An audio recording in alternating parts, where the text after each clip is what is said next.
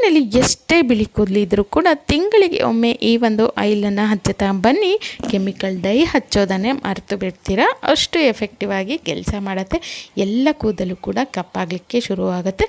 ಜೊತೆಗೆ hair growth improve ಆಗುತ್ತೆ, ಉದುರೋದು ಕಡಿಮೆ ಆಗುತ್ತೆ, ಹೊಟ್ಟು ಕಡಿಮೆ ಆಗುತ್ತೆ. ಬೆಳೆಯುವಂಥ ಕೂದಲು ಕೂಡ ಕಪ್ಪಾಗಿಯೇ ಬೆಳೀತಾ ಹೋಗುತ್ತೆ. ಯಾವುದೇ ರೀತಿಯ ಹೇರ್ ಡ್ಯಾಮೇಜ್ ಕೂಡ ಇದರಿಂದ ಆಗೋದಿಲ್ಲ. ಕೆಮಿಕಲ್ ಡೈಗಳನ್ನು ಹಚ್ಚೋದ್ರ ಬದಲಾಗಿ ಈ ರೀತಿ ನ್ಯಾಚುರಲ್ ಆಯಿಲ್ಗಳನ್ನು ಹಚ್ಕೊಂಡು ಕೂಡ ನಮ್ಮ ಕೂದಲನ್ನು ಆರಾಮಾಗಿ ಕಪ್ಪಾಗಿಸ್ಕೊಳ್ಬೋದು. ಹಾಗಾದರೆ ಟ್ರೈ ಮಾಡಿ ನೋಡಿ. ಈ ರೀತಿ ವಿಡಿಯೋಗಳು ಯಾರಿಗೆಲ್ಲ ಇಷ್ಟ ಆಗುತ್ತೆ ಖಂಡಿತವಾಗ್ಲೂ ವಿಡಿಯೋಗೊಂದು ಲೈಕ್ ಮಾಡಿ. ಹಾಗೆ ಸಬ್ಸ್ಕ್ರೈಬ್ ಆಗ್ತಾನೆ ನೋಡ್ತಾ ಇದ್ದರೆ ತಪ್ಪದೇನೆ ಸಬ್ಸ್ಕ್ರೈಬ್ ಕೂಡ ಮಾಡ್ಕೊಳ್ಳಿ. ಹಾಗಾದರೆ ವಿಡಿಯೋನ ಶುರು ಮಾಡೋಣ. ಈಗ ನಾವು ರೆಗ್ಯುಲರ್ ಆಗಿ ಯಾವ ಒಂದು ಹೇರ್ ಆಯಿಲನ್ನು ಬಳಸ್ತಾ ಇರ್ತೀವೋ ಅದನ್ನು ನಾವಿಲ್ಲಿ ತೊಗೊಳ್ಬೇಕಾಗತ್ತೆ. ನಾನಿಲ್ಲಿ ಕೊಬ್ಬರಿ ಎಣ್ಣೆನ ಹಾಕ್ಕೊಳ್ತಾ ಇದ್ದೀನಿ. ಅಥವಾ ನಾವು ಹರಳೆಣ್ಣೆನೇ ಬಳಸ್ತೀವಿ ಅಂದರೆ ನೀವಿಲ್ಲಿ ಹರಳೆಣ್ಣೆ ತೊಗೋಬೋದು. ಸಾಸಿವೆ ಎಣ್ಣೆ ತುಂಬ ಒಳ್ಳೆಯದು, ಅದನ್ನು ಕೂಡ ನೀವಿಲ್ಲಿ ತೊಗೊಳ್ಬೋದು. ಅಥವಾ ನಾವು ಎಳ್ಳೆಣ್ಣೆ ಹಾಕ್ಕೊಳ್ತೀವಿ ಅಂದರೆ ಅದಂತೂ ಇನ್ನೂ ಒಳ್ಳೆಯದು ಅಂತಲೇ ಹೇಳ್ಬೋದು.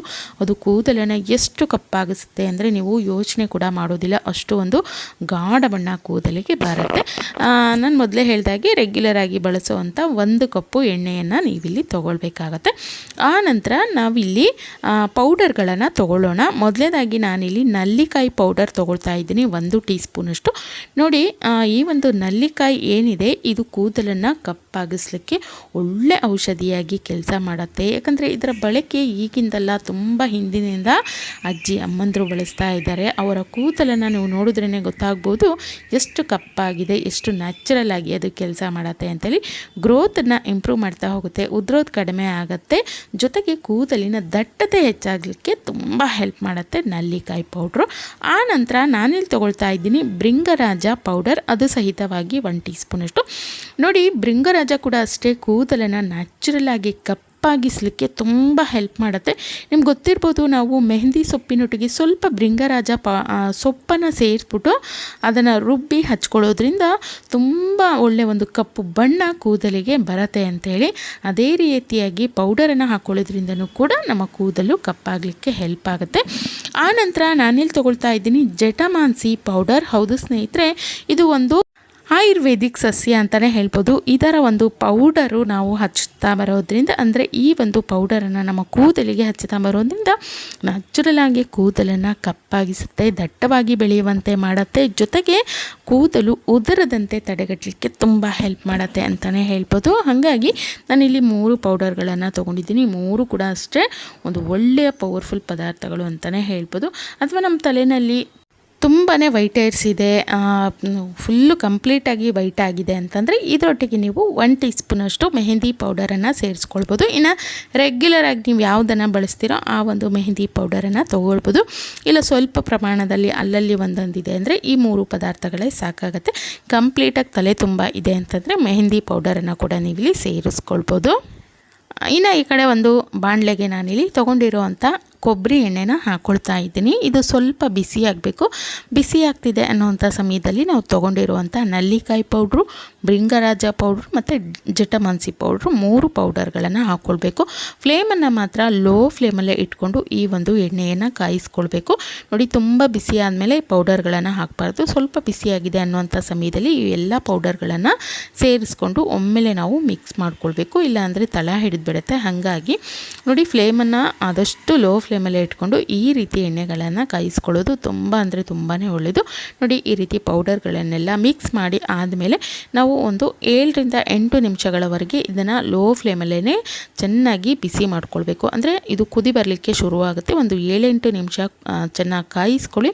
ಆ ನಂತರ ನಾವು ಗ್ಯಾಸನ್ನು ಆಫ್ ಮಾಡ್ಕೊಳ್ಬೇಕು. ನೋಡಿ, ಮಿಕ್ಸ್ ಮಾಡಿದ್ದಾಗಿದೆ. ಈಗ ಇದು ಚೆನ್ನಾಗಿ ಕುದಿ ಬರಲಿ.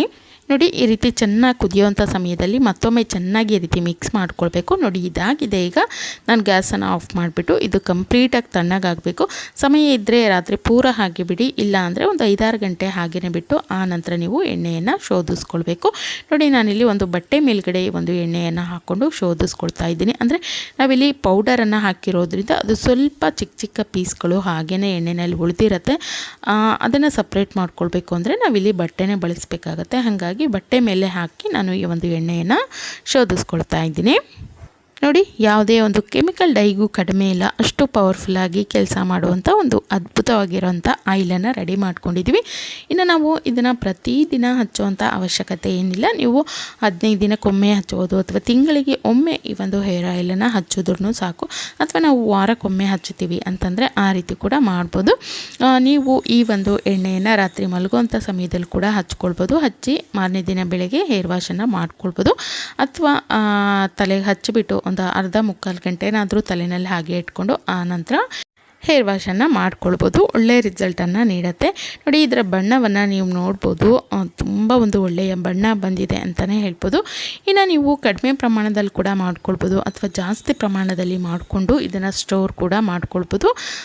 ಜಾಸ್ತಿ ಪ್ರಮಾಣದಲ್ಲಿ ಮಾಡಿಬಿಟ್ಟು ಒಂದು ಏರ್ ಟೈಟ್ ಬಾಕ್ಸ್ನಲ್ಲಿ ಹಾಕಿ ನೀವು ಇದನ್ನು ಒಂದು 5 ರಿಂದ 6 ತಿಂಗಳವರೆಗೂ ಆರಾಮಾಗಿ ಸ್ಟೋರ್ ಮಾಡ್ಕೊಳ್ಬೋದು. ಖಂಡಿತವಾಗ್ಲೂ ಈ ರೀತಿ ಆಯಿಲ್ಗಳನ್ನು ಹಚ್ತಾ ಬರೋದ್ರಿಂದ 100% ಆಗಿ ನಮ್ಮ ಏನು ವೈಟ್ ಹೇರ್ಸ್ ಇರುತ್ತೆ ಅದನ್ನು ಕಂಪ್ಲೀಟಾಗಿ ಕಪ್ಪಾಗಿಸ್ಕೊಳ್ಳೋದಕ್ಕೆ ಈ ಒಂದು ಹೇರ್ ಆಯಿಲು 100% ಆಗಿ ವರ್ಕ್ ಆಗುತ್ತೆ. ಖಂಡಿತವಾಗ್ಲೂ ಒಮ್ಮೆ ಈ ರೀತಿ ಆಯಿಲನ್ನು ನೀವು ಕೂಡ ಮನೆಯಲ್ಲಿ ಮಾಡಿ ಇದನ್ನು ಹಚ್ತಾ ಬನ್ನಿ.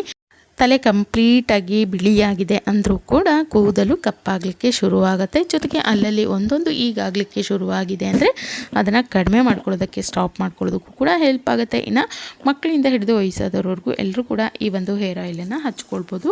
ಬರೀ ವೈಟ್ ಹೇರ್ಸ್ಗೆ ಅಂತಲ್ಲ, ಹೇರ್ ಗ್ರೋತನ್ನು ಹೆಚ್ಚಿಸ್ಕೊಳ್ಳೋದಕ್ಕಾಗಿರ್ಬೋದು. ಜೊತೆಗೆ ಉದುರ್ತಾ ಇದೆ ಅಂದರೆ ಅದನ್ನು ಕೂಡ ಕಡಿಮೆ ಮಾಡ್ಕೊಳ್ಳೋದಕ್ಕೆ, ಕಂಟ್ರೋಲ್ ಮಾಡ್ಕೊಳ್ಳೋದಕ್ಕೆ ಈ ಒಂದು ಹೇರ್ ಆಯಿಲು ಅದ್ಭುತವಾಗಿ ವರ್ಕ್ ಆಗುತ್ತೆ. ನಾನು ಮೊದಲೇ ಹೇಳಿದಾಗೆ ಜಾಸ್ತಿ ಪ್ರಮಾಣದಲ್ಲಿ ಕೂಡ ಮಾಡಿ ಇದನ್ನು ನೀವು 5-6 ತಿಂಗಳವರೆಗೂ ಕೂಡ ಸ್ಟೋರ್ ಮಾಡ್ಕೊಳ್ಬೋದು. ನೋಡಿ, ಈ ಒಂದು ಆಯಿಲಿನ ಬಣ್ಣವನ್ನು ನೀವಿಲ್ಲಿ ನೋಡ್ಬೋದು. ಎಷ್ಟು ಒಂದು ಒಳ್ಳೆಯ ಕಪ್ಪು ಬಣ್ಣ ಈ ಒಂದು ಆಯಿಲ್ಗೆ ಬಂದಿದೆ ಅಂಥೇಳಿ. ಖಂಡಿತವಾಗ್ಲೂ ಈ ರೀತಿ ಆಯಿಲ್ಗಳನ್ನು ಹಚ್ಚುತ್ತಾ ಬರೋದ್ರಿಂದ ವೈಟ್ ಹೇರ್ಸು ಸಂಪೂರ್ಣವಾಗಿ ಕಪ್ಪಾಗಲಿಕ್ಕೆ ಶುರುವಾಗುತ್ತೆ ಅಂತಲೇ ಹೇಳ್ಬೋದು. ಜೊತೆಗೆ ಬೆಳವಣಿಗೆ ಅನ್ನುವಂಥದ್ದು ಕೂಡ ತುಂಬ ವೇಗವಾಗಿ ಆಗಲಿಕ್ಕೆ ಹೆಲ್ಪ್ ಆಗುತ್ತೆ.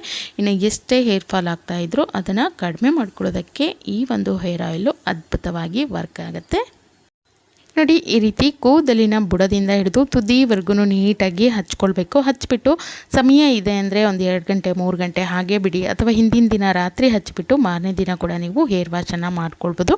ಇಲ್ಲ ಅಂದರೆ ಒಂದು ಅರ್ಧ ಮುಕ್ಕಾಲು ಗಂಟೆನಾದರೂ ತಲೆಯಲ್ಲಿ ಹಾಗೆ ಇಟ್ಕೊಂಡು ನಂತರ ಹೇರ್ ವಾಶನ್ನು ಮಾಡಿ ಒಳ್ಳೆಯ ರಿಸಲ್ಟನ್ನು ನೀಡುತ್ತೆ.